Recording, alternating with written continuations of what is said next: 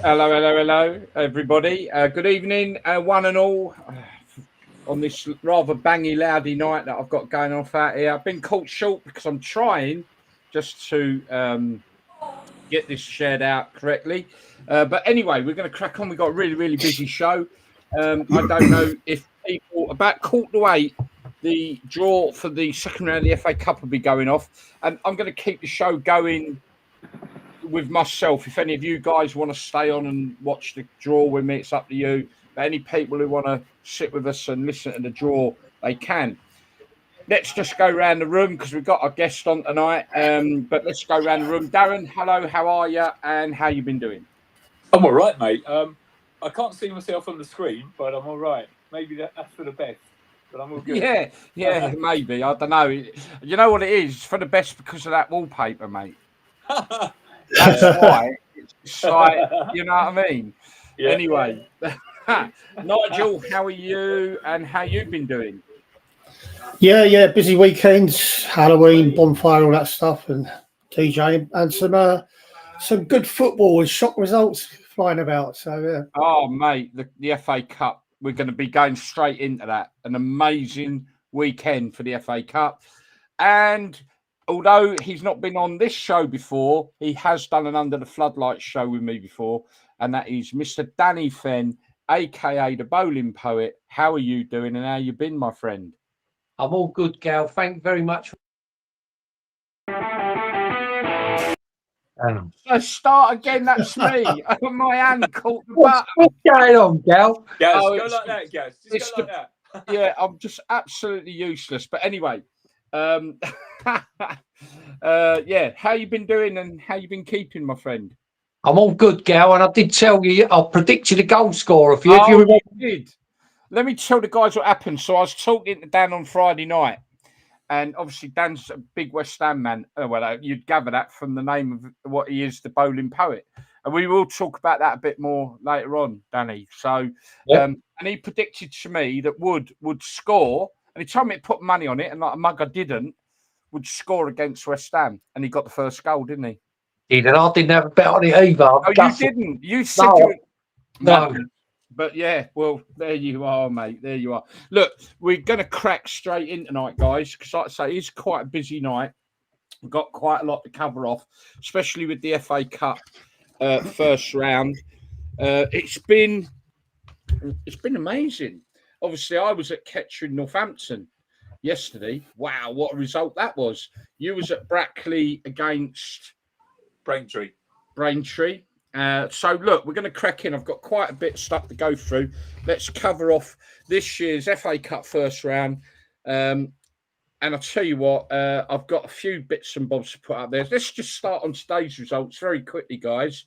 So Hollywood Dream, they're going to have to rethink the next series of whatever they call their series because they got knocked out by Harrogate today, didn't they? 1-0, Wrexham. So back to the drawing board, Mr. Reynolds. You're not going to get a series through the FA Cup. but yeah, they got a result.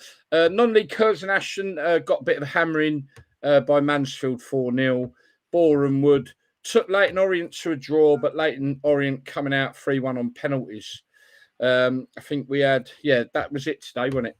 So I'll start. No, Darren, you start with the game you was at. You was at the Braintree game. I've got some bits and bobs to put up, but tell us a little bit about the day and the experience you had. Yeah, as usual, I went to Brackley Town to do a vlog. I got invited there. Got there ridiculously early, actually, about 12 o'clock. And this one actually meant quite a lot to me because I live very close to Brackley. It's one I've been wanted to do for ages, but it finally got sorted this time. So yeah, had a great day there. Brackley are sitting around the middle of National League North, and visitors Braintree are in the National League itself and struggling a bit. They came up last season in the playoffs from the south. So this game was always going to be quite a close one to call. Not a lot between the two sides. Funny enough, they met last season in a competition. To quote the Brackley Town manager, they were 2-0 up with 20 minutes to go, and they were on the bus on the way home. And then Braintree hit them with 3 goals, including a last-minute winner, to knock Brackley out last season. So there was a bit of revenge in the air. The game itself was a pretty good watch, actually. Chances at both ends. There was some stale moments in it. Brackley wasn't helped by a couple of crucial early injuries. But as the game wore on, it became a battle of attrition. Eventually, to no real surprise to anyone, it went to penalties. Brackley had a chance to win from the spot, but the goalkeeper... Do you want me to play that one? I've got that one. Yeah, let's go for it, yeah. This was the first penalty. Had Brackley scored this, they would have won the game, yeah? That's right, because Okay. Braintree had missed the previous penalty, so this was to put Brackley through. Okay. Brackley's down. Oh! Great save from the keeper. So Who's that professional commentator I heard in the background? I'm not gonna get many more views when they hear my Right. goal.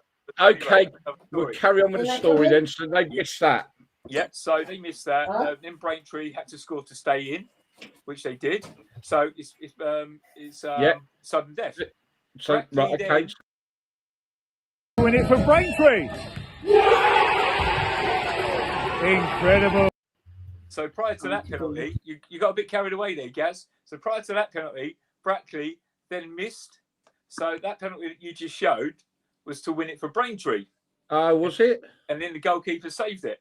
What have I done there then? Oh, I've got it in the wrong order. What a donut. So the one I should have played is this one, yeah?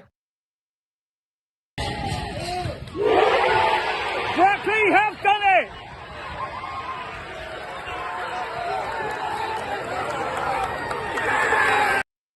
Win it for Braintree. Mate, I did have it in the right order. These things do happen when we go live, so it's okay.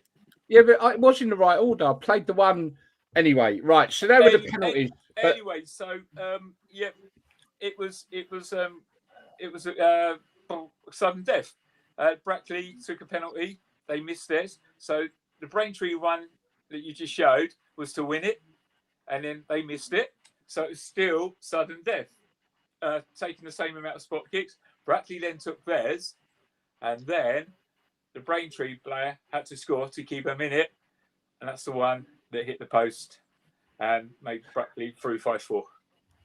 Okay. Brackley have done it.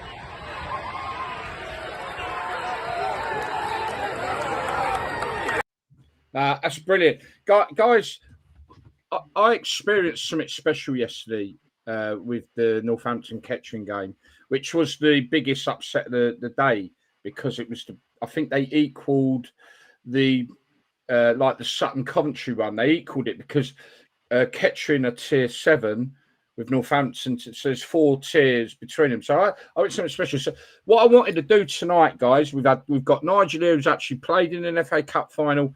I want to go through this and we're going to talk about it because the FA Cup in the last 20 years has broke my heart, like it has many people, on its decline and how unimportant to the big wig clubs that are out there it's become.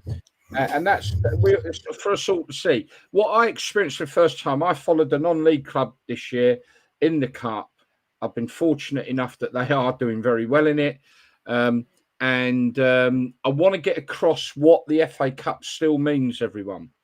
Okay. And I thought I've been gutted about the FA Cup not being what it was, how much it all meant to us, you know, as a player, as a supporter, Nigel, Danny, you know, 1980, Brook in goal. It was so important, and we've lost that. And the younger generation, I thought, had lost it. And yesterday, I realised that they haven't. It just doesn't go beyond the 3rd round, unfortunately. But it's important to get it across that you and the youngsters who are experiencing the beauty of the FA Cup yesterday. There's a lot of youngsters there. I'll quickly. I won't go into detail about the Kettering game because it was live on the telly. So those of you that see it, it was mad all day long. Obviously, they played really, really well. 2 fantastic goals that they got, headers. It was good. Northampton really didn't have anyone up front, and that told, without a doubt. But I thought fair play. Kettering played really, really well for the gap that didn't, appear there. They played some really good football. But again, what I want to do is emphasise how important the FA Cup is to the lower clubs, and that beauty, magic is still there. So what I'm going to do first and foremost is I've got a couple of the player cams. Let's do the Kettering Town one first. So these are the Kettering Town players celebrating in the changing room, and it's the manager leading the song.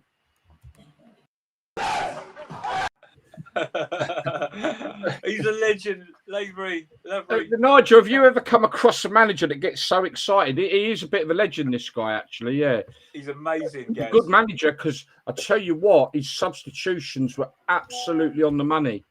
Absolutely on the money. His substitutions, they were perfect at the right times, I have to say.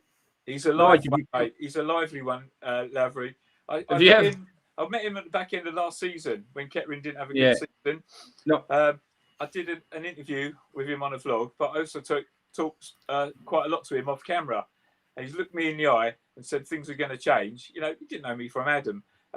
He was already talking about the following season. He will bring in pretty much a whole new team. And look what happened, mate. Incredible. Nigel, have you come across a manager that gets that excited when you've been playing? No. can't see Graham Taylor doing something like that. Either half of an hour. But great way to celebrate. But the unfortunate thing about it is the lower clubs like that, they love it and they celebrate. You wouldn't get that with any of the Premier teams and Championship sides, because it wouldn't be the right thing to do, would it? Sort of let your hair down. But fair play to them. I love the celebrations. Oh, there is. Danny, I'll come on to you in a second. What I want to do now, another one of the clubs that have gone through, and this is really good for them. They're in the same, they're actually quite a close rival to Kettering, in the same league, a good side, and that's Harborough. What they call Harborough Town, is it? Harborough? Yes. Yeah, Harborough Town. And they won through and did beat a step up. So they beat a National League South side in Tunbridge, down at Tunbridge. So this was a really good result away from home. Doesn't quite eclipse the Kettering one though, but let's see their celebration.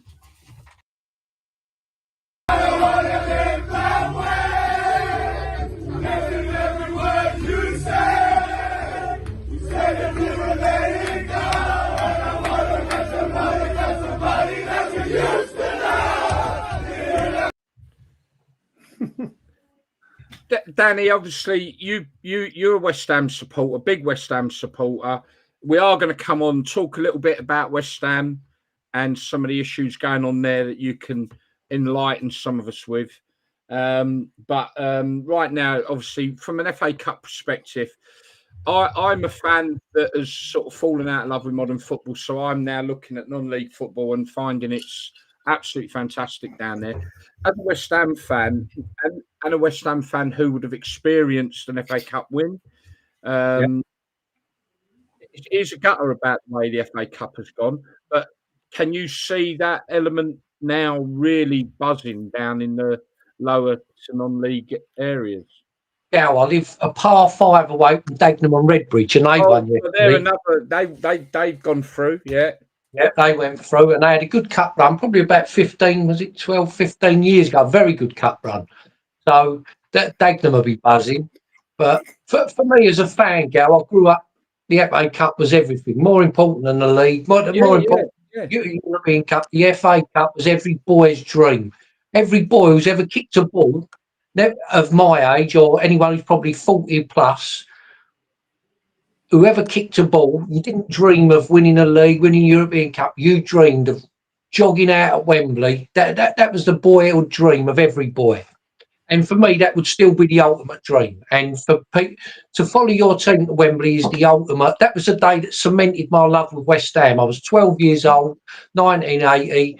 My mum and stepdad had a couple of friends. The fella had got me a ticket. She said, Ron's got you a ticket for the cup final. Back then, the cup final was on two sides all day. We weren't saturated like it was now. And I said, I don't want to go. I want to watch it on the telly. I've got a clip round here told, you're going He's been good enough to get you a ticket. So he's quite mad, Gal. So this fella's name was Ron, right? So he was probably maybe in his late 30s, early 40s, and he had to take this ignorant little toe rag along who really didn't want to go. Him and his mates, their big day.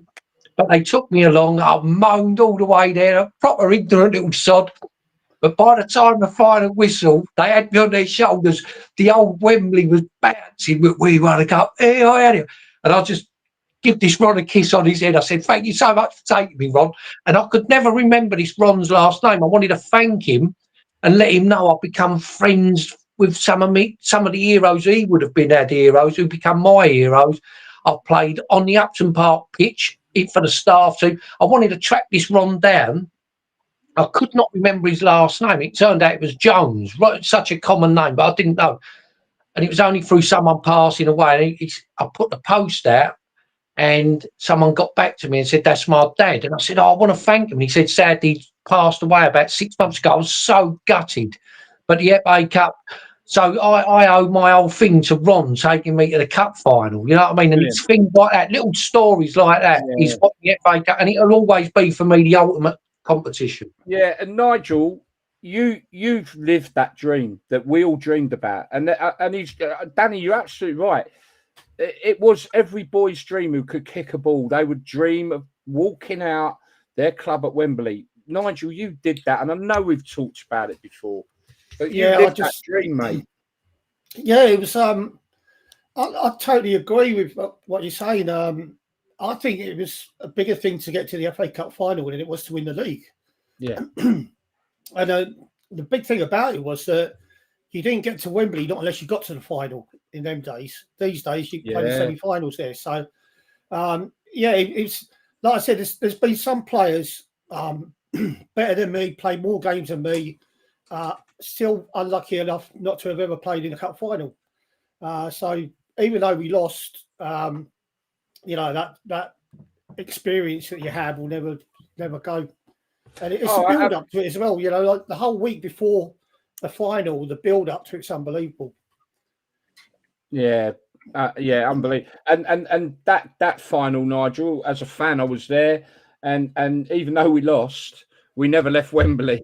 We stayed as long as the Everton fans, and we celebrated even though we'd lost because it meant so much.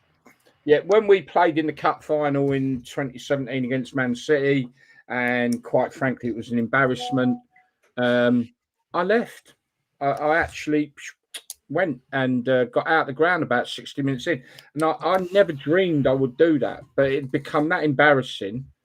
The players, quite frankly, didn't give a toss in my view. That's the way it looked to me. The effort wasn't there, clearly. Which was a shame. You get to Wembley, you'd think you'd play you up. That's the difference between then and now, I'm afraid. Yes. But like I say, it is still the FA Cup, and this is what's really boosted me yesterday and seeing other things going on in the Cup. We'll have a little run through all the non-league sides that have done so well in a moment. But I just want everyone to realise that if you go to your local club if they're in the FA Cup, because they go through the qualifying rounds and it means everything to them to get to the first round. And the first round, that's a big, massive thing for any club. Also, the financial help that it does for a club. So, like, for instance, Kettering Town, they got 45k for that win. They would have got 15 had they lost. I don't know what they get, another 50 grand on the TV rights. So we're lucky enough to have it televised. And then they get the split of they get a split or a share of the gate receipts and all the merchant. They've probably brought enough money in to keep that club going for another couple of years. And that's a wonderful thing.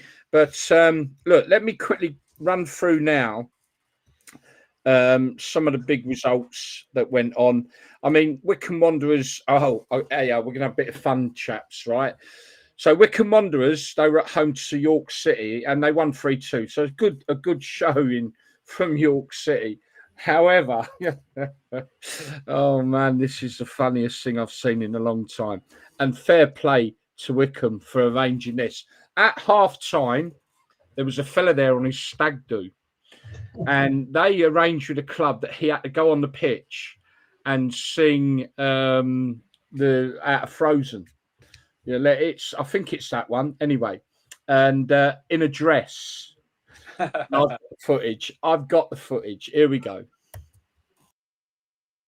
Well, now they know. Let it go. Let it go. Can't hold it back anymore. Let it go. Let it go. Turn away and slam the door.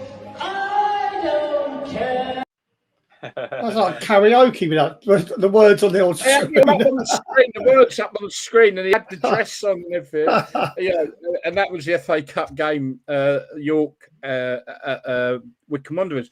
Brilliant, absolutely brilliant. And I'll tell you one game you missed out on today, Gaz. The Wimbledon versus MK Dons. No, yeah, I've got. What have I got? That'd have I've been got some footage match. of the Wimbledon fans celebrating. Yeah. Yeah. And well, you've said it, so let's put it up. So this is again the Dons derby, could you call it? Couldn't you really? It's quite a bit of rivalry goes on there, and so this is the footage. I think it doesn't show you the goal, but it shows you the fans celebrating.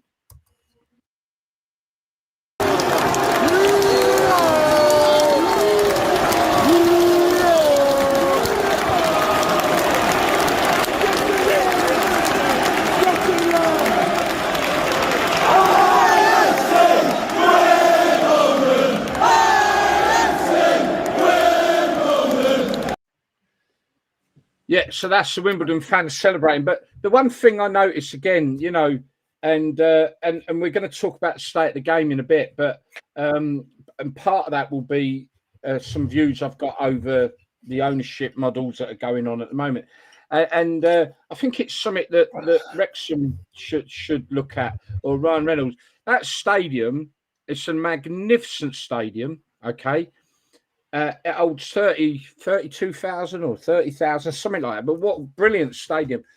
And that, they can't even quarter fill it. And, you know, it's such a shame, you know, that when they build big stadiums like that, if they can't put the fans in, it will backfire. We've seen it happen at a few clubs. Darlington's a great example what happened there. And when we come on to talk about some of the ownership models, you know, that Ryan Reynolds and that are talking about wanting to build a 55,000 seat stadium for Wrexham. Madness. But that is a good example of why not to do it. But anyway, so we've covered that one. Let me just actually catch up now. Who's on? Remember, everyone, you can join in, drop some comments. If you're a Kettering supporter, if you're a Harbour, Tamworth, we're going to talk to them in a second. Any supporters from clubs. What does it mean to you that you've won and got through to the second round of the FA Cup, which is drawing at about 7:45? Wow, we are running behind. Jordan Pollard, good evening. Ben Higgins, good evening.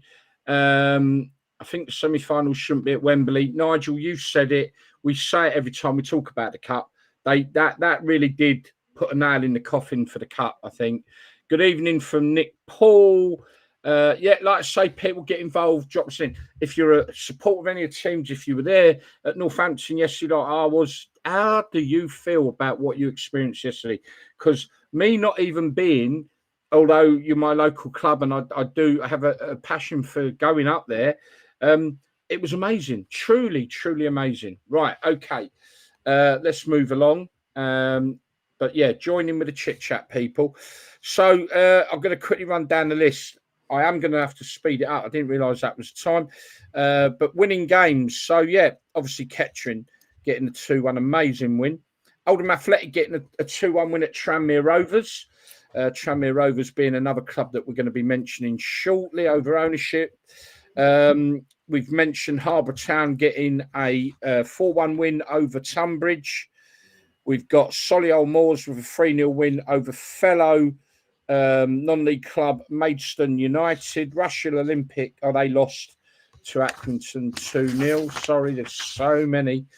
Rochdale I mean, this is a cracking, some cracking results. Oh, You know, Rochdale. it's 4-3. Yeah, but Rochdale were winning 3-2 in 90 minutes. Ah, were they? Yeah, they're a non-league side, aren't they? Believe Who, obviously. Bromley aren't? No, Rochdale are. Oh, So- Rochdale. Oh, that's why I've yeah, mentioned the so game. they were Yeah, 3-2 up, going in the 90th minute. yeah, Rochdale are definitely. I've got to come to this game, which is a truly, absolutely unbelievable game, and we do have a little bit of footage, and that is Hendersford Town 4, Gainsborough Trinity 4. Gainsborough winning 5-4 on penalties. But there's a very interesting twist to this one in that Hendersford were 3-0 up. And obviously it all got turned around. But we have got some footage. And this is, let me make sure I put the right one up first. You know me. So, Darren, I think you've spoke with the chap who's, let me get the right one. Okay. So this was one of the goals, and you've highlighted it for me, Darren, because it's a cracker.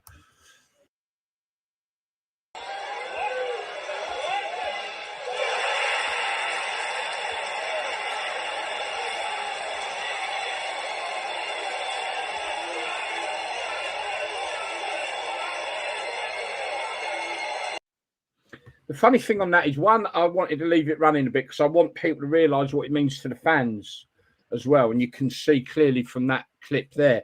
But did you notice, I'm not quite sure whether the steward was hugging him or trying to stop him. They were in a wrestling match, weren't they? Did you see it? He's a good-looking boy. The steward might be hugging him.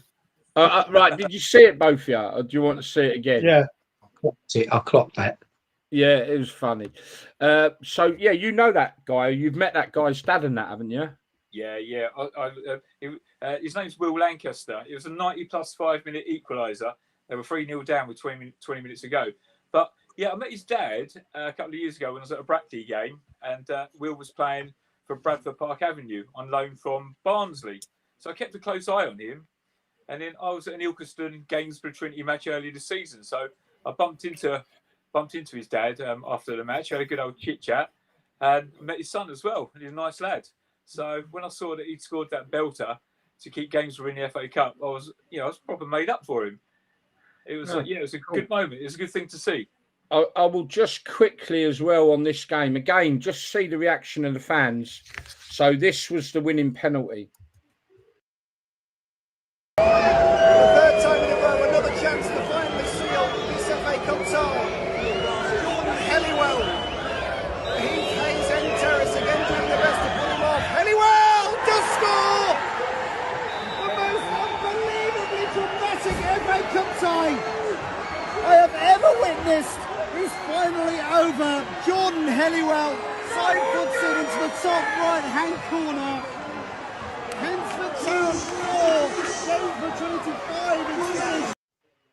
Absolutely brilliant. Absolutely brilliant. Guys, I hope you understand why I'm trying to emphasise what this is, because the FA Cup is still alive and kicking. Quickly running down, obviously we've done Brackley winning on penalties against Braintree, and then we've got to mention an incredible result as well on Friday night. Tamworth beating Huddersfield 1-0. Did any of you watch that live on the telly? No. Yeah, I thought Huddersfield were quite poor, but it was a bit of a rough and tumble game, really, wasn't it? it was watch it, proper Darren? old school game. Sorry? Proper old school game, wasn't it? Well, yeah, they are, aren't they? Yeah, I take it you didn't get to have a look at that, Nige. No, but I look out for Tamworth's results because when I played for Villa, I lived in Tamworth. Yeah. And also DJ'd in Tamworth. So yeah, they're going well at the moment. They're doing, sort of like I think they're punching above their weight at the moment. They're doing really well. Yeah. So I'll tell you what we're going to do now, gentlemen. It's that time. If I can, oh God, bloody hell, what have I done with it? I'm just so disorganised. But hey, what would it be if I wasn't disorganised? Right, okay, it's time for this, gentlemen.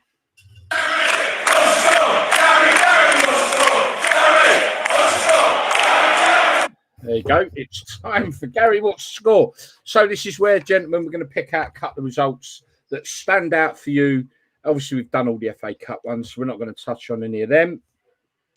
And obviously, let's start with you, Nige. Have you got any standout ones? Well, there's I think a different Watford side turned up for the match against Sheffield Wednesday. 6 goals. So yeah, for me, that's the result of the weekend. Oh, it's massive, wasn't it? 6-2. I don't think anybody was expecting that.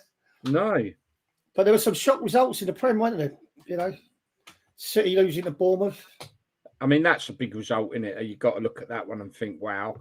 Yeah. Newcastle beating Arsenal. Is that a shock or not? Would that be deemed? I think they've got a bit of an old over them at St James's Park, haven't they? They've got a little thing over them now. A mental thing, I mean. Yeah. And you got to mention Forest as well, haven't you? As much as I hate to say it. They're up to third, aren't they? They are. Yeah. But having said that, the beaten sides that they should have a chance of beating. You know, they've still got to play the big boys yet. They beat Liverpool away. Pardon? They beat Liverpool away, didn't they? Forest? Yeah, but over the season, I think it'll level out over the season. Yeah, I agree with that. I don't think any other down. results I think standing out for you, Nige? Any others? Obviously, Southampton getting the first win of the season. That was a great result for them. Going down to the Championship, I think the results were basically what you'd have expected of them, apart from Middlesbrough losing 3-0 at home to Coventry. Yeah. That's right. And obviously not a lot of football outside of them too. Darren, you got... Sorry? I said Cardiff, little revival down there at the moment, isn't it? Beat Norwich 2-1. They just changed their manager. Yeah. And because they've not had a good start, have they? But you're right, 2-1 against Norwich, that ain't a bad result at all, is it? You know, not bad. Darren, have you got any standout? I mean, it really is only Premier League and Championship outside of the FA Cup, isn't it? No, mate, I'm just, we've covered the FA Cup with my biased hat on, Brackley, Harborough and Kettering. And I just don't want any of them to draw each other tonight because that will be... I don't even want to. However, I think I mentioned to you when we spoke, I hear what you're saying, but is it not better for them to be drawing opposition that is beatable to get to the third round where they can meet West Ham? That's what we need. We don't need that. No, mate, I just want them all to qualify to the third round. Yeah. Okay. Any outstanding results for you? And I think there's a bad one that I guess stands out for you, Danny. It's just becoming a regular thing, Gower. And being honest, I still go purely because my missus, and it might sound bad, she's more passionate about it than me. She grew up across the road. I've lost my love. I'm being brutally honest. Oh, yeah, we all have. My love for football is just slowly dying a painful death, Gal. I watch every game. I put it on the telly and I watch it, and within 20 minutes, I'm looking at my phone. And before I know it, the game's over. And I really just, the whole thing has just become a bag of money thrown from one rich bloke to another, and who can buy who to sit on the bench. And Danny, give it up, mate. Give it up. Dagenham and Redbridge. I can't because of my missus. Honestly, Oh, yeah. I met my missus, right? I was working at Upton Park and she turned up for an interview back in 2006. We've been together and she didn't have the best CV and all that, but she knew her West Ham history. And I thought, this is like she really knew her stuff. And she went to me, my mum, she used to work in Cassatari's Caff, which that was where Bobby Moore and that used to sit in there in the 60s. Moving salt and pepper pots, and Jeff Hurst and that, they'd have salt and pepper pots as the players and say, right, Hursty, you run here, Martin, you'll be the vinegar bottle. And her and her mum worked in there, and her granddad owned a stall just outside Upton Park Station, and her nan and granddad lived opposite the station. So she loves the fact that we go together. Yeah. So her passion is more than mine now, and it might sound very... Yeah, no. Look, I think how you feel, mate. You can't. I think the problem is people of an older generation, and I know because I've spoke with Nigel about it so many times, and even Nigel as a player, he feels it as well. That the modern football, us of an older generation, unfortunately, we grew up with football, what it truly should be, and what it means to both fan and player.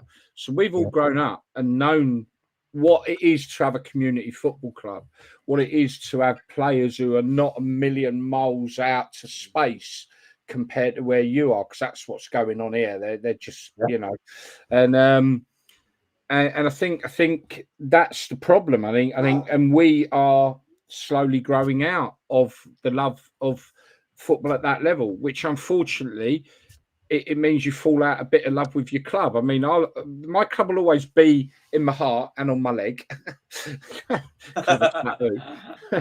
But you know, they always will be. And but I've just fallen out of love with the game at that level, and that unfortunately reflects on my passion for my club.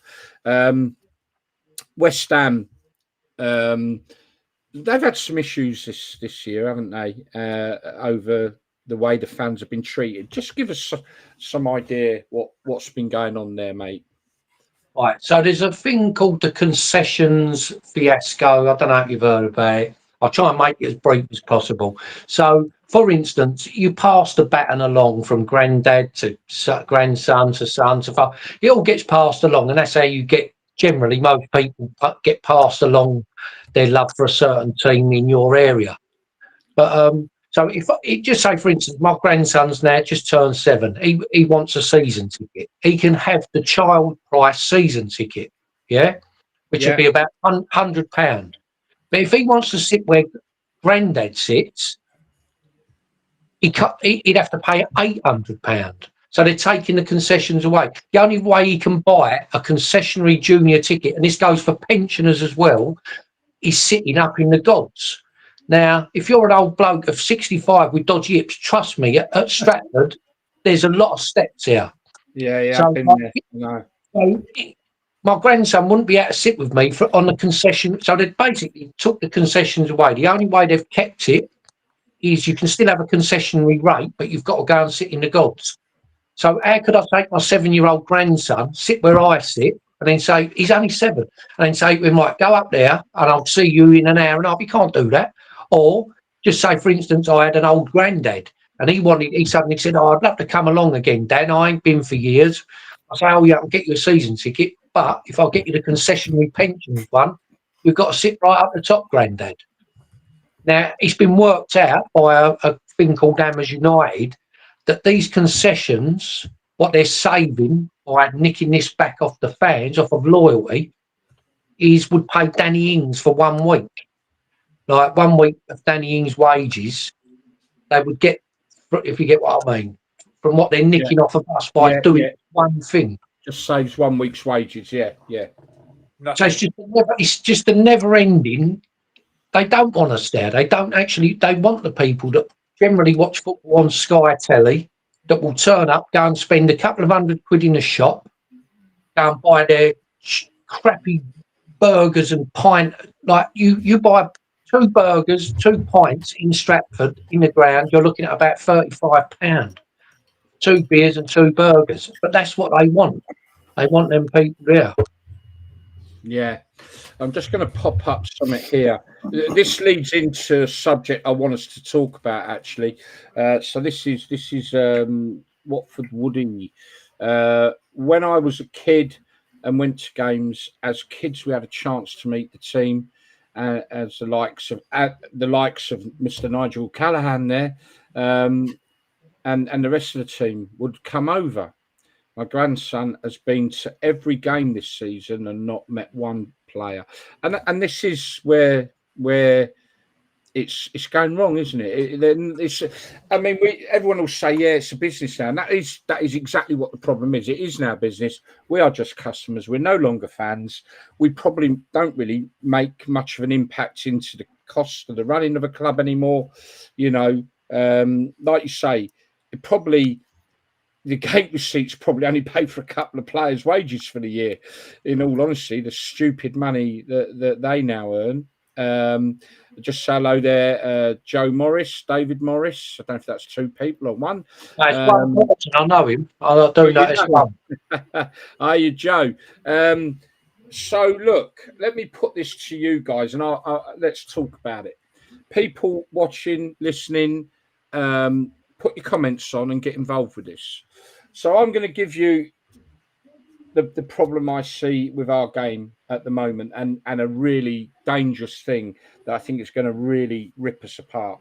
And this is the sudden, and I blame Wrexham for this. I'm going to blame Wrexham for this.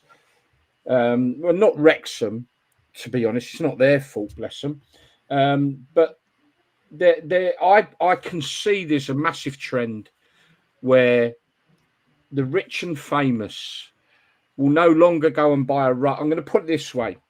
I think I put it this way to you, Dan. You said it nails it. It's a couple of things. So the rich and famous, instead of now buying a Rolex watch, they'll buy a football team in this country because it's a trophy, because it's a bit of bling. The rich and famous sitting around a dinner table, and one says, "Oh, I bought a Maserati," and the other says, "Oh, I bought Stockport County." And that's a little bit poetry, just for you, Dan.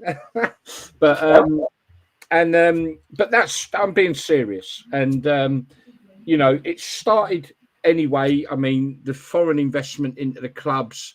We have very few British owners at clubs now. You've got a huge amount of owners coming in from the Middle East, and a massive push from the Americans. I think what Wrexham done, and the project that the two Hollywood lads went into, was a project that, hey guys, we've got a few ideas about how we can do a show. And they had a little short list of clubs, and they looked and thought who would be the one that would provide the ammunition for them to do a show.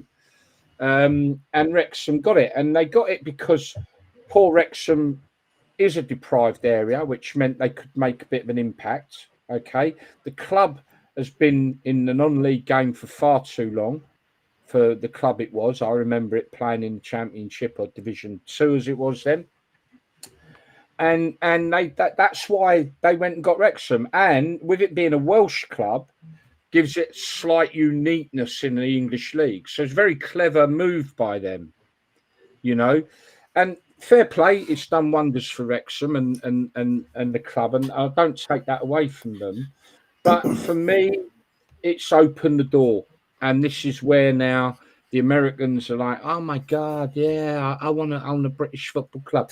You know, you've got Rihanna's boyfriend looking to buy Tranmere Rovers now, and it's going to go on and on and on. You know, the Ryan and Reynolds and the other fella. You know, they're now brought in another American investor, you know, because they want to get to the Premiership. They want to build a 55,000 seater. Get real. You know, Wrexham hasn't got the fan base. And for Wrexham fans, be careful what you wish for. Because what will happen when you've got a 55,000 seater, and you may well fill it, but 30% of it will only be the true fans. 70% will be people from wanting to see Ryan Reynolds, the Deadpool fan club. You know, we're seeing it in the Premier League now.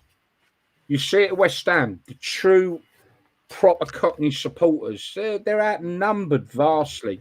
And a club I'm going to shut up in a minute and let you guys have your say. And a club recently, I think it was Brentford even, they actually were doing the half and half scards with Fulham in their shop. You know, and it's like, we've got a problem. We've got a problem. Our game is being taken away from us. And the owners are trophies. They're not people. Look at Blackburn, a great example. Mr. Walker, he was a Blackburn man through and through. And he threw that money into that club because he loved that club. And it was in his blood. It was in his family. You know, that is not what's happening anymore. It's, like I said, sitting around the dinner table. Hey, I bought a Maserati. Hey, I bought Stockport County. I know I'm being a bit blasé with that, but it's actually quite worrying. And there is a big danger with non-league. As much as it's going from strength to strength, there is no regulation on owners in non-league football. And that has to be a worry. Now, Kettering just recently got a non-league owner. I've met him. I've spent some time with him. The two of them, Fabian and George, they're football people. They've played football. They've coached at clubs. They've managed at clubs. Now they wanted to try the ownership. And I think Kettering are really falling on their feet with that. But there's so many more that aren't. Farsley Celtic, a player walked out on the club and he wrote a letter to the fans. Let me just read this out and then I'm going to shut my mouth, which will be a change. As Nigel will point out. Okay, let me just pop this one up, let people have a read of that one. Why I find this. Well, here it is. Okay. So this is a player saying farewell to the Celtic Army, Farsley Celtic. Farsley fans, where do I start? It's been a pleasure to play in front of you for so many years, sharing so many memories on the pitch and on the pitch with the relegation battles that we have had throughout and come out on top. I've made a difficult decision to leave as I can't. And now this is all over. There's a mess going on, by the way, with Farsley Celtic. We touched on it, I think, a couple of weeks back. And their owners are just messing about, and no one can play at Farsley Celtic because they've not even laid their pitch. So some real problems there. And this is obviously a real shot in the arm because now this is confirming to their fan base that this is a problem that ain't going away. I've made a difficult decision to leave as I cannot be travelling to Buxton, which is they've agreed with Buxton that they will play there, which is a fair old trot for home games. I have a young family and don't want to spend home games travelling when I could be spending time with my little kid. Absolutely. You know, and that's sad, really sad. Darren, you did a blog at Walsall Wood. They've quit. They quit the league. You know, so we've got, you know, Nuneaton Borough, the problems going on there. But non-league needs some control over the ownership of their clubs because we're seeing it with the other clubs. And I'm afraid this whole bling. So they're not so rich and famous, your Z-listers and all that. Let's own the football club. Everyone else has got one. Sod the Rolex. I can't really afford a Rolex, so I'd buy a Seiko instead. So instead of buying a Rolex, or instead of buying into say Watford, they'll go and buy into Gainsborough Trinity or something like that. Just names off the top of my head.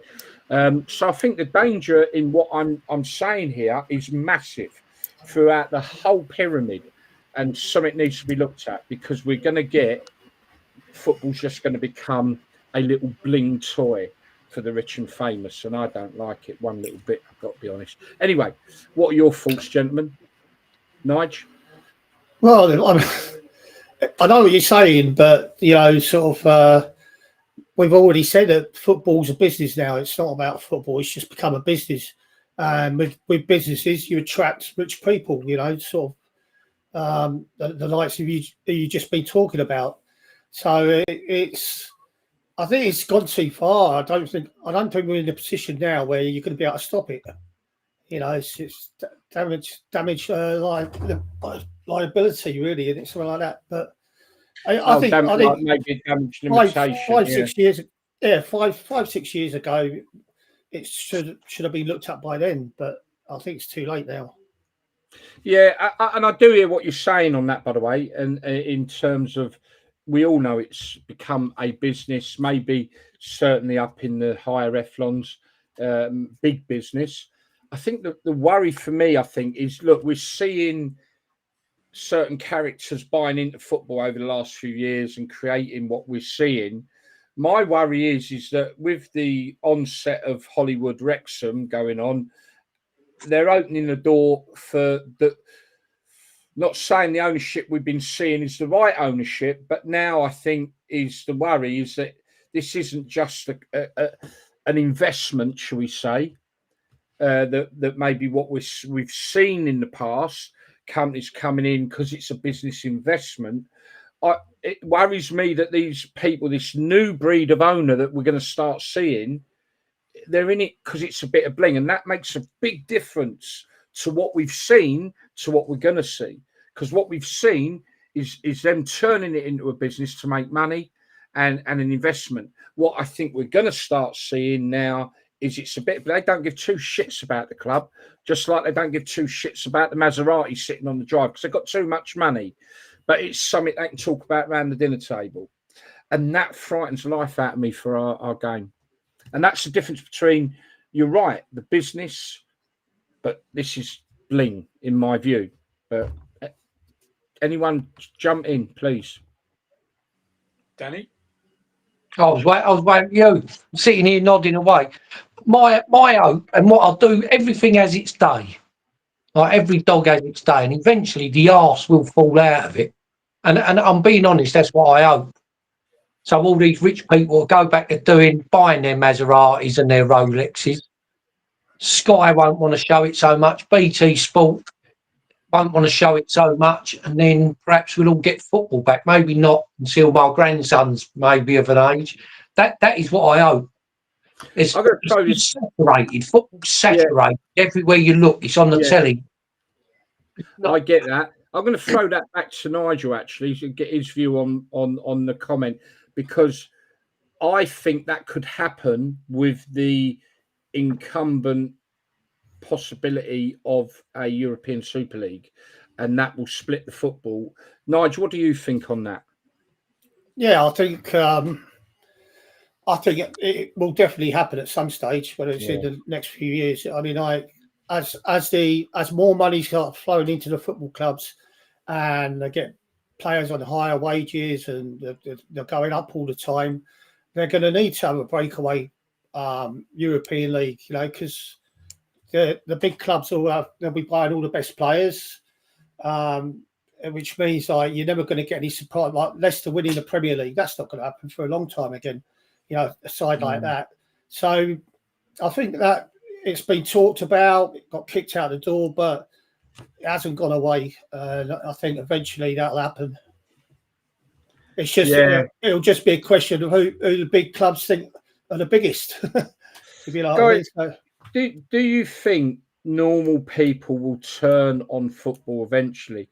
We've seen this recent budget, which is going to impact a lot of people in its own way. Pensioners losing their winter allowance and other bits and bobs. And I'm not making this political, by the way. I'm just making the point that hard times that people go through, and the hard times we're being warned against. We got football players being paid. A week, if you took the Premier League's wages out for a week, 1 week, all of them, that would probably cover the cost of the pensioners not having their winter fuel bill. Is not the people going to turn on this eventually? Because this is one of the big things that sticks in my throat, is how much these blokes are getting paid. It's ridiculous. If you get this breakaway league again, you're gonna separate the genuine fans even more, because they're not going to be able to afford to go to away games every week, and the demand for tickets are going to be more. So the people who've got the money are going to get the tickets. The corporate businesses, it's going to push the proper football fan away from the club completely if it keeps going the way it's going. Well, like what Danny just said about West Ham. It's been his lifeblood. That's ridiculous. How can you expect a 7-year-old to sit up in a stand on his own? That's absolutely ridiculous. I mean, I go back to the Watford days. Graham Taylor created the family enclosure, and he was all about the football club being part of the team and the team being part of the football club. And, we had the family enclosure behind the bench that used to sit on the bench. And I remember Graham Taylor used to ask an adult fan if they wanted to come and sit on the bench and experience the game from the bench. And, it's such a good idea. And like Woody, and by the way, I've got to say happy birthday to Watford Woody. It's his birthday today. But, it was everything to do with meeting the fans and giving the kids a chance to meet the players. And, that's what it was all about back in our day. everything's just changed now, isn't it? Well, we're certainly getting a lot of interaction on this subject, which I thought we would. I think Darren, you've not said nothing yet, and I know you've lost the passion with the top league, but I do fear that we could have issues non-league eventually as well if it's not nipped in the bud. Same as women's football. I think that's going down the wrong road already. And yet they had an opportunity to not go down and make the same mistakes as the men, and yet they are. You know, it's all going to be about money again there. But the haves and the have-nots, it's already happening. As Greg Lake, who came on, who owns the Billericay ladies team, he said, you've got the haves and the have-nots already there. And they can't compete with each other even in the same league, which is... Anyway, Darren, sorry, mate. You know what I think? Obviously, we can all trace it back to the Premier League when it started to elevate. But this day and age of social media and everything hypes things up to an unbelievable level where it's so hyped up. They've created Premier League. It's like, you must see this, you must do that, you must. So when something is promoted so well, and that's what it has been done, promoted so well, and we're constantly being told it's the best this and the best that, it's going to be a product that people want to go and see. So what the detriment to the fans will be is prices will go up because the clubs know there's a market, which then also attracts wealthy businessmen to make it a business, like Callie said. Before all that, you still had your haves and have-nots, but the money wasn't there. The players were far more in touch back in the day, but now the media has created them as superstars, aloof superstars. There was a comment, wasn't there, about Callie meeting the fans, the Watford fans. Yes, that's right. And a young lad has not met one player this season. The media has created big heads, egos, and like Dan said, Yas will fall out of it eventually. I'm not so sure. I think the divide's going to get wider and wider and wider, and that's the age that we live in now, I'm afraid. Yeah, but Darren, you know what I was saying? I think there is that where it's going to split, isn't it? There's going to eventually be a split completely, like these. Like the European Super League. Well, I think it's inevitable. Nigel does. I don't know what Dan thinks. Yeah, I think it will happen. When European Super League does split, and I think it's inevitable as well, the TV companies and stuff like that, the ones that they can't, the ones that they're not obliged to coverage, will then start hyping the other stuff. So again, that brings the fans in. Certain people will get priced out, but there will be a whole new generation of fans wanting to see this amazing product. And so it goes on. But then do we not then get an opportunity that they go off and do their European League? Because let's face it, it is only a handful of clubs that create this wealth and this sort of powerhouse. If they go and do their European League, does that not give English football the opportunity to maybe regulate in a way that we can see some resemblance? No, I think because even though they will go off and do a European League, I still think that they will have representative teams at home, you see. So, let's say this European League, it wouldn't last the whole season. It might be played every other week. Right. So what you're saying is you think Man United will be in it, and then they'll have a Man United B over here. They do it in other countries, don't they? Well, listen, look how much they've ballsed up the football calendar already with all the matches. So it's not out of the question to play like a European Super League game on a Wednesday, play a Premier League game on a Saturday, and vice versa, and trim the size of the Premier League. So it'll fit in all the games. We're getting some really amazing comments, really. Now I can see them, and I'm putting them up on screen for everyone else to see. But Darren and Danny, I don't think you can see them. Can you see them? Okay. Yeah. No, I can't. You've made me turn my phone sideways. I can't see nothing. I mean, look, they're just a lot of it's agreeing. Your friend Joe just put there, the great Brian Glenville called the Premier League the greed is good league. Yeah, he's a football journalist. That's a perfect description. we've got so many. I mean, a great point from Woody referencing COVID proved the big clubs don't need fans. They don't need us. They proved the only reason they need us is the environment. They didn't need furlough, but they still took it. Yeah. And again, I do think, you know, people we got here. Remember Jimmy Hill broadcasting a match of the day, 85,000 attendance, and now all corporate.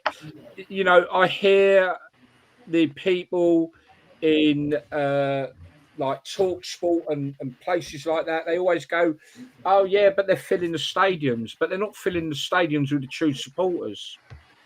Now we are only 6 minutes away from the FA Cup draw. Guys, I am going to do it live on here as well. I've got it up so I can bring it to you as quick as I can. As it's happening, I'll do that. Nigel, before we do that, I just want to do something. So it's Remembrance Sunday next week. Now, me and Danny, we did a bit of work together on some of his poetry, and I added some bits to it for him a few years ago. And we had an amazing radio show that we did, and in light of it's now November, I just wanted to play one of them while I got Danny on, because these poems are truly amazing. Danny, you got a book out. What's the book and where can people get it? I've got a few books. I've got my life story called Not My Little Joseph, which is obviously me, but names changed for a certain reason. Now I've got a West Ham poetry book called 6'2" Eyes of Blue, which is where you sing that to Billy Bond, 6'2" Eyes of Blue, Billy Bond's up. And a general poetry book called If You Could See What I Hear. Yeah, so and where can they get them? Are they on Amazon? Are they? Amazon, Waterstones, yeah. Yeah, honestly. So I'm going to play you. We did some Remembrance, and we got a few of them, and hopefully we're going to do a bit more next week on Remembrance Sunday. But I'm going to play one. But I must say, I bought a poppy today, and they are absolutely bloody ridiculous. I don't know if you've seen these. They are. I know they don't want plastic and all that. They are pathetic. They're absolutely pathetic. I'm sorry. The metal one for a £5. That's why. Yeah, they are. I mean, I've only just got this today, and you can't put them on. They're absolutely ridiculous. They really are. I'm very disappointed, but I don't mind getting it and not wearing it. But I want to wear one with pride. Not for pride, by the way. I don't agree with that either. But anyway, sorry. I don't care, mate. It's wrong. That's wrong. I don't care if people don't like what I say on that.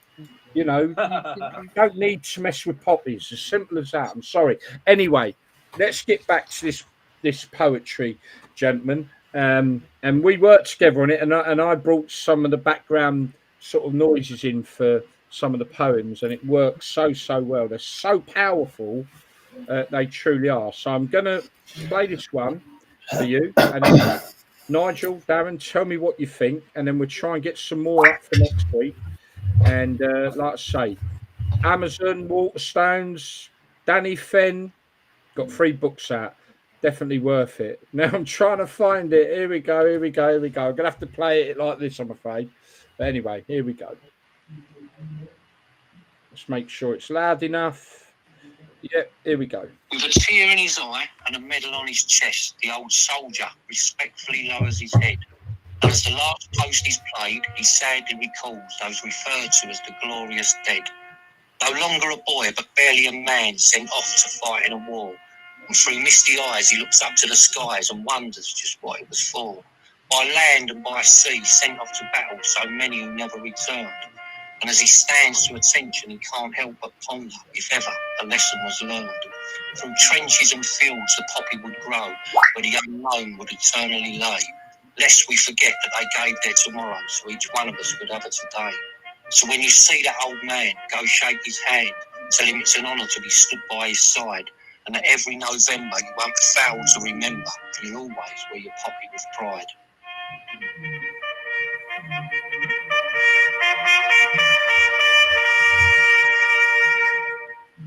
Powerful words, mate.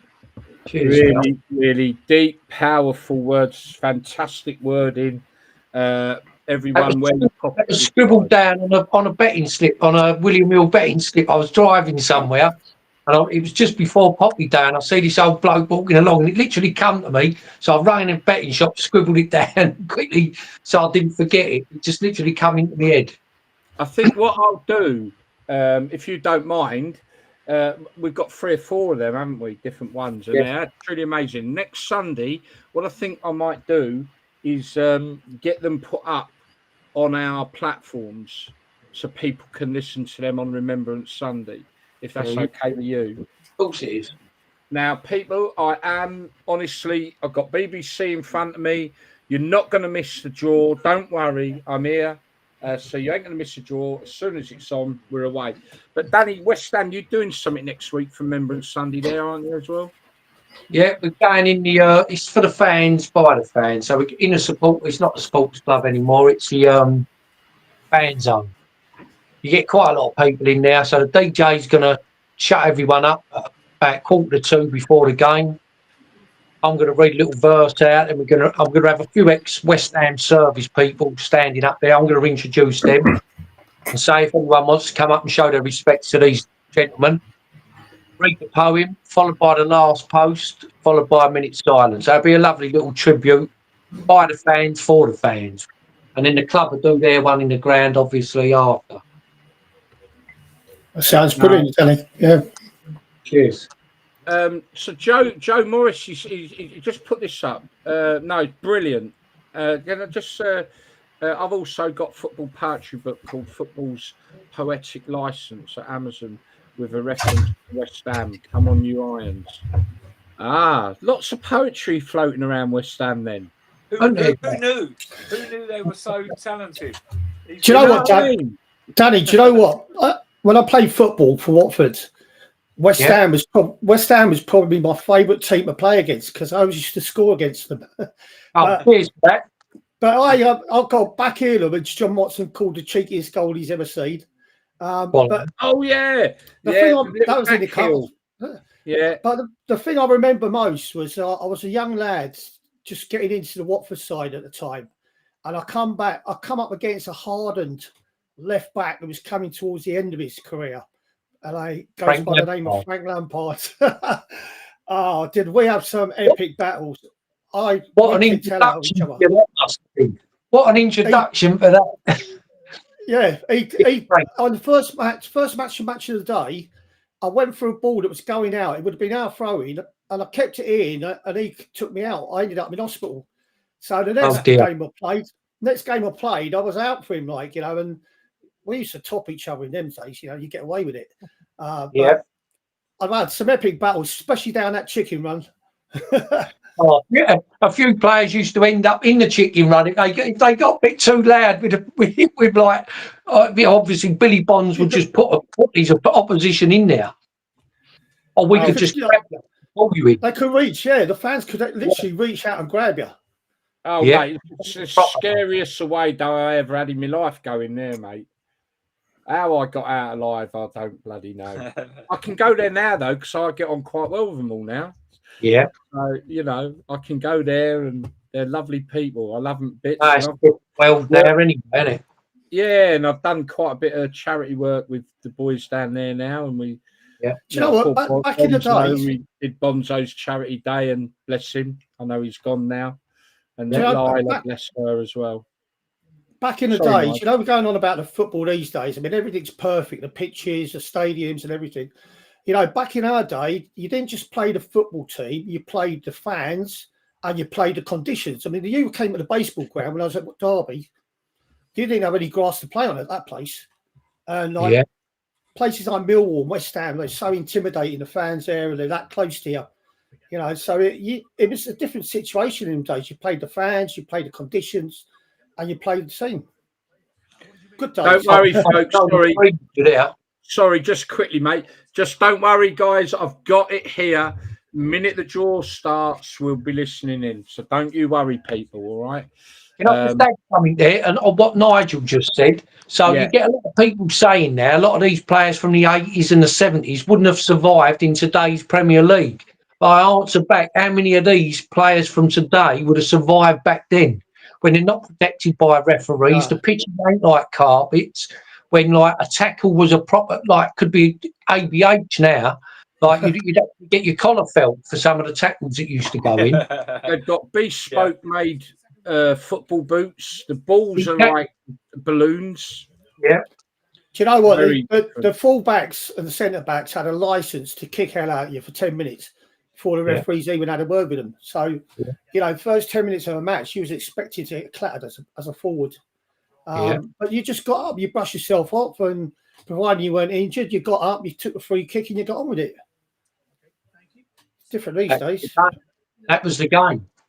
These days, they go down, pretend they're dying, they have a quick look up to see whether the referee's given them a free kick or not, and then if he hasn't, they get up and carry on with the game. That is my main hate of modern football, diving. I can't stand it. I absolutely. Okay. Gentlemen, the draw for the FA Cup second round live on Proper Football.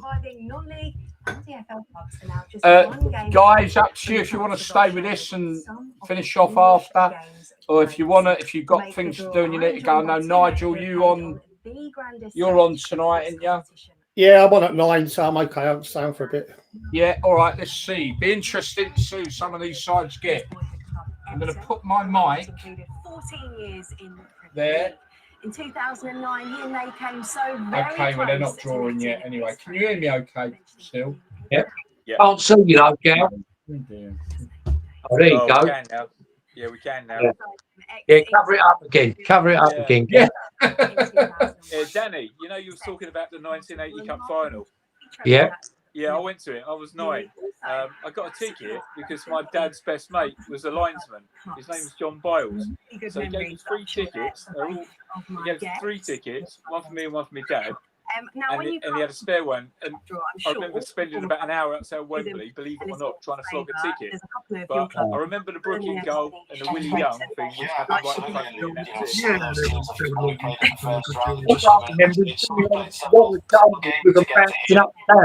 Yeah. And it felt like Wembley was literally bouncing with it. It was a hot day. Joe's just put a message on. I think I saw Nigel at Upton Park. What was it like to play alongside John Barnes and Luther? We've actually had John Barnes on the show and we know Luther well. But yeah, Nigel, if you want to give that an answer, I'll cut in as soon as the draw starts. Don't worry. It started now. Has it? Yeah, Yeah. I'll say what it is. Oh, I've got a delay then. Salford on Friday night, number 12 against Trinity. How come I'm delayed that much then? Salford v Cheltenham. That's the first one. But Darren, you're going to have to read them out, mate. All right then. Okay. Because you're ahead of me. Okay, mate. Walsall at home to. So we've got Walsall versus Charlton Athletic. I can't think of any connections for that one. I can't think why that would be huge. Okay, we've got number Exeter City are playing at home to. By the way, Exeter are at home to Chesterfield. Brackley are number 8, Kettering are number 24, and I can't see Harborough there. Right. Thank you. So Leighton Orient. I'll tell you what. Leighton Orient. 28. Leighton Orient, thank you. Leighton Orient v Oldham Athletic. 28, Dagenham. 28. So Barnsley are at home to. Barnsley at home to Bristol Rovers. Surely these non-league clubs aren't going to draw each other. Mate. AFC Wimbledon are at home to Dagenham and Redbridge. That'll do. Wow, nice local derby there. AFC Wimbledon, Dagenham, yeah. Local derby Could have there. been MK Dons, eh? Right. We've got Accrington Stanley. Who are they? Exactly. Accrington at home to Swindon. What I might do is, instead of just saying the first name, I might just say the bloody draw, unless it's a biggie. one involving us kind of thing. So we've got Crawley versus Chesham or Lincoln. That's to be played tomorrow on ITV4, isn't it? Yes. Chesham or Lincoln. Yeah. Yeah. Crawley, Chesham, Lincoln. Burton Albion are at home. That's not a million miles to get to from here.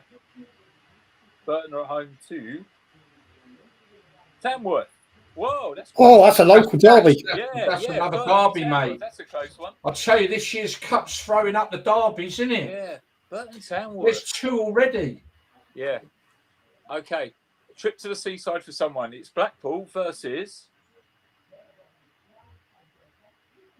Birmingham City. Wow, that'll be good. Wow. Yeah. It's not a derby, though, is it? Yeah. No, but I need the manager going back to his old club. Oh, yeah. Yeah, it could be, yeah. Right, we got the Blackpool John manager. Deere of yesteryear, Stevenage, are at home to Mansfield. Oh, Gaz, this is killing us. Mate, there's going to be some non-league. Steve Bruce was manager at Birmingham, wasn't he? Yeah. Peterborough. Oh, could that be Kettering? Peterborough at home to. Oh shit! What's happened to my Notts County? Sorry? Peterborough at home to Notts County. Right.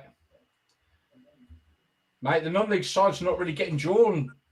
No. Right, okay, we've got Stockport County at home to Brackley. Whoa! My boys Stockport Brackley County, away Brackley. at Stockport.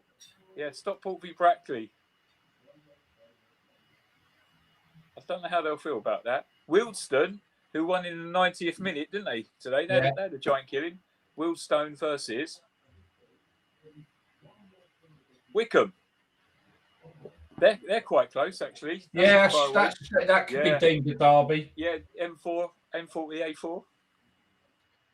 Or Right. close, anyway. Okay, so who fancies going to Morecambe? Morecambe versus Oh, it's a long way. Bradford City. Oh, good. Oh, there's a few. Yeah. Okay. Right, so we've got Solihull Moors. I went past their ground a couple of weeks ago, actually. Solihull Moors versus Bromley. Solihull Moors v Bromley. Hang about, wasn't that the playoff final last year or the year before, something like that? Or was it a trophy final? Kettering at home. Kettering at home. Don't say Harbour. Please don't. Doncaster. Kettering v Doncaster. Oh, that's a hard one. Happy with that one, Gal? That'll be a hard one, that one. Yeah, I think. Reading. Reading. I would love Harbour to get Reading.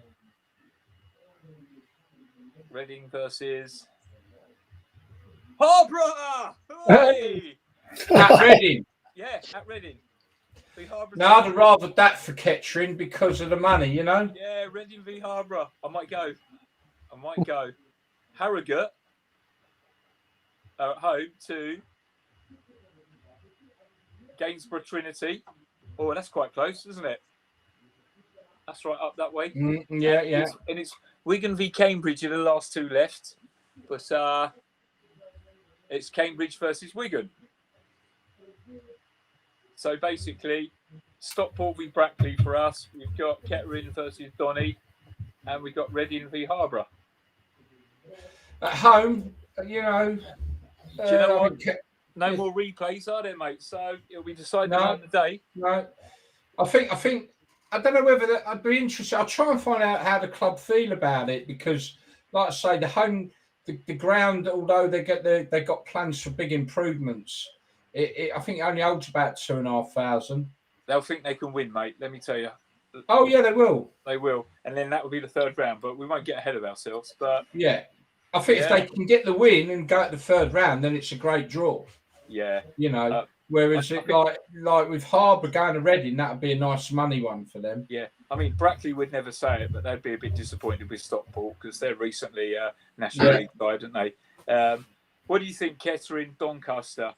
Doncaster had a good season last season, didn't they? Yeah, it'd be a tough game for them. Well, what league, Doncaster? They're still in League Two, aren't they? Yeah, they're still League Two. I think Kettering have got a good enough chance at home. I think they'll have a big gate. Crowd will be behind them. It'll probably be on TV, mate, because if it's on TV, like Northampton, it's the same division.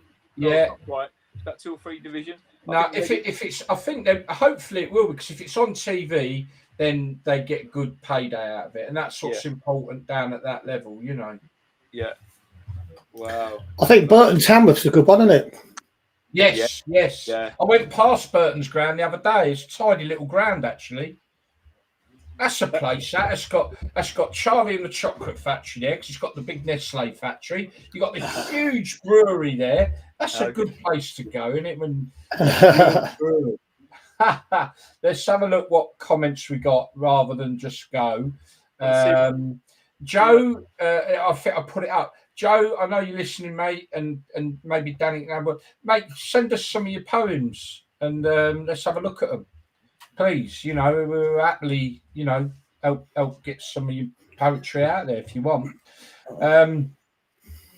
What we got here? I used to love the FA Cup third round draw on a Monday on Radio 2 with Brian Butler at Lancaster Gate. Yeah, it's all changed now. Yeah, remember that.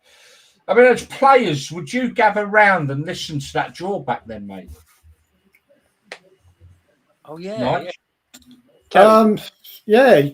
We're all listening to the draw because obviously, it's excitement of getting. If you're playing for a top league side, you want to see who you're drawing against, but definitely more for the lower clubs. The excitement there of drawing one of the big boys. It wasn't even the TV. I think we used to listen to it on the radio. Something like that. But in the dressing room. What? There's something magical about listening to it on the radio as opposed to watching it on the TV. Yeah. It's, I think did we? It was always on the radio, wasn't it? I mean that year, the year that we got to the cup final, we got drawn against Luton, third round, I think it was.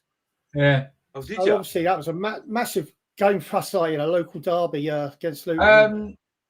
I don't think it was third round, because third round was against Charlton Athletic at the Valley. Oh, was it? Oh, must have been next round. Yeah. I remember going to that game, and the bloke stood behind me and went, "This is our season. We're going to get to the final." And I thought, "Yeah, right." We did. I actually said that to John Barnes after the match when we beat him. I said, "We'll probably go all the way now." Yeah. And getting back there you go, Joe. You can find most of my poems at a website called Football Poets. Did I just see Danny's pussy? Wow. Or was I imagining things? Again. Very airy. Yes, yeah. What was that? My cat saw Danny's pussy. Well, there we go. I'm going to be really interested to see the reaction for the clubs that have drawn them. Harbour Town must be over the moon. Yeah, I'm looking for some reaction on Twitter now. I'll be interested to see how it reacts at Kettering as well with that one, but we shall see. Well, look, gentlemen, I'm going to love yous, leave yous. Thank you so much. It's been a busy night. Lot to cover with the FA Cup. The discussion we've had is probably a discussion that will continue again, and it will forever be there, I guess, because it's always going to be an ongoing thing. But like I say, I do believe that we are going to see a different breed of owner creeping in, and that worries me. The business owner, Nigel, you're absolutely right. That's what they are, and that's what it's becoming. You can't get away from that. But I just worry about this new breed of ownership coming from the opening of the doors by the ownership of Wrexham now. We'll see. We'll see. That fella's not bought Tranmere yet, has he? Or is it just still rumour? Does anyone know? Rumour. We'll see. But unfortunately, down in non-league, like I say, there's no governing of it. And we've seen so many. Walsall Wood, you done a thing there last season. Oh, we said about that, yeah. Right. Well, look, we've had one more post. My dog is hiding away from the fireworks. So's mine, Joe. Last mention it from Joe. Then we'll go around the table. Great to see you. see you, Dave, fellow hammer and poet. Explain. What's this about? My current poem is about the great Sir Geoff Hurst. Why does he call you Dave? Is it an Only Fools and Horses thing? Right, we'll go around the table, starting with Darren. Last words. Yeah, just quickly. At the game yesterday, I had a pre-match chat with a Braintree Town manager, and I explained to him that it was all right to have a little interview after because I vlog. And he's like, "Oh yeah, it's like brilliant." Okay, we started talking about football, and he says he was talking that non-league is massively on the up. It's the place to be, and he also agreed that the Premier League is all greed and stuff like that now. So it's nice to be vindicated by someone in the know. Oh, sorry, I was reading that message. I think it said How sorry, rude. Danny. How He's rude. on about David Fenney or something. I don't know. Anyway, the West Ham thing. You miss wisdom, Gaz. You miss wisdom. I miss wisdom there. No, but you have told me about that already, actually, funny enough. There you are. Look, yeah, I'll pop them up for you. Look, it says, look, sorry, I meant to say Danny. He got confused with David. There you go. Thank you for coming on the show, Joe. I hope you've enjoyed and I hope you come on again. Nigel, last words from you. Yeah, it's been another good show, isn't it? Another good weekend of football. I'll be playing some music later on at 9 o'clock on Mixcloud if you want to come on for some music, banter and all that lot. Jump on Nigel's Facebook. Yeah, Danny, it's been a pleasure meeting you, mate. Thank you, Nigel, even though I haven't even seen what you look like nowadays because I've had to turn my phone bleeding up.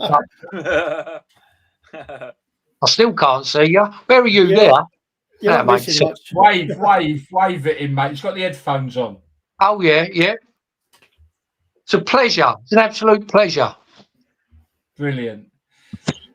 Okay, Danny, last words from you. Oh, just cheers for having me, Gal, and hopefully we'll do a little memorial thing next week if you want. Yeah, I'm going to work something out. We're 100%. Might do a little special before the normal show. And what I might do, folks, if you want, we could do an half an hour special, play some of Danny's wonderful poetry, but also we could look at some of the sacrifices that football players and fans have made for First, Second World War, predominantly. Leyton Orient, there's a big story comes out of there. Last season, they went up to Hearts because Hearts, their side on block, went and joined up, didn't they? Many of them not coming home. And similar thing that happened at Leyton Orient. And they had a big thing up there in the summer. All the Leyton Orient fans went up, had a big parade, 150 pipes and drums and massive thing and a friendly. And Leyton Orient beat them. But anyway, yeah, I'll do a bit of digging. I'll have a look at that and we'll let everyone know. Gal, next Friday, just very briefly, happy birthday to a fella. He's going to be 100 years old. His name's John from Dagenham. He was in the Second World War. His ship was torpedoed. Out of 160, I think about only 30 of them survived. And Friday, he's getting picked up by black taxis. Going to be escorted by Red Watch Fire Brigade and the Dagenham Girl Piper. It's going to be a really special little occasion for a really special man. So I'll let you know how that goes. If you get any footage of anything, I will. Next week we'll do a little special show, a pre-football one. So we'll do that. Keep an eye out, folks, for that next week. So from me, thank you, Danny, for coming on. Really love working with you over the past, and I wish you all the very best for your Memorial Day at West Ham next week. Darren, as always, thumbs up, brilliant. Nigel, as always, mate, pleasure being with one of my childhood heroes. That makes him sound older than me, but he actually ain't. We were all young, but he's still a hero. For me, just want to say that we are looking to have a unique product for the non-league. We're working on it at the minute. On our website, there is already a page. Now, the project's called Non-League Focus. It will be through our website and through a brand new YouTube channel only. The links can go on things like Facebook, but it will incorporate some podcasts in the week that will be specifically all about the non-league, and we will be looking to invite representatives from as many non-league clubs, at least a different one every week. We'll keep you on the loop. A lot of work going on behind the scenes, but watch out for that, and we'll let you know how that's going. But currently on our website, you can go on a page called Non-League Focus, and I did do a match report. Darren, was it all right, my match report, by the way? Mate, I thought it was terrific. Game? I'm Yeah. not blowing smoke up your ass, mate, but yeah, I thought it was Well, terrific. please, I don't mind. No, so yeah, you can do that. And that's it, really. Eddie Sheeran at the end there. Great podcast.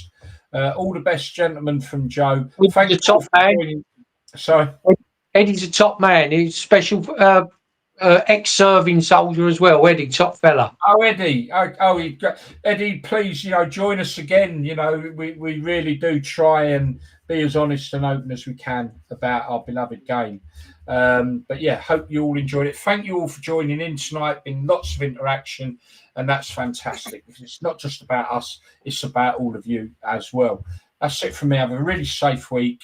Hope the fireworks don't scare you animals too much. Mine's petrified. Bless them.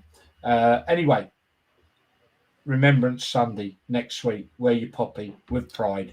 And I am, as always, never ready to finish a show.